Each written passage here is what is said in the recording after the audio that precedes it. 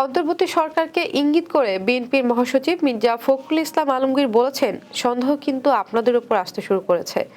আমরা তো চাই সরকার সাফল্য অর্জন করুক। তাদের সাফল্য মানে আমাদের সাফল্য। তারা ব্যর্থ হলে আমরা ব্যর্থ হব। আমরা চাই না শেখ হাসিনা আবার ফিরে আসুক, আওয়ামী লীগের দুঃশাসন আবার ফিরে আসুক। মঙ্গলবার জাতীয় প্রেস ক্লাবে বাংলাদেশ সম্মিলিত পেশাজীবী পরিষদ আয়োজিত এক আলোচনা সভায় তিনি এসব কথা বলেন। নির্বাচিত হয়ে এলে আমরা একা দেশ চালাবো না, এমন মন্তব্য করে বিএনপি মহাসচিব বলেন, আমরা একটি জাতীয় সরকার গঠন করব। যারা আমাদের সঙ্গে আন্দোলনে ছিল তাদের নিয়ে দেশ পরিচালনা করা হবে। তাহলে সমস্যাটা কোথায়? সন্দেহটা কোথায়? সন্দেহ কিন্তু আপনাদের ওপর আসতে শুরু করেছে। দেশের সবচেয়ে ক্ষতি করেছে শেখ হাসিনা। উল্লেখ করে মির্জা ফখরুল বলেন, দেশের সব অর্জন 15 বছরে শেষ করেছেন শেখ হাসিনা।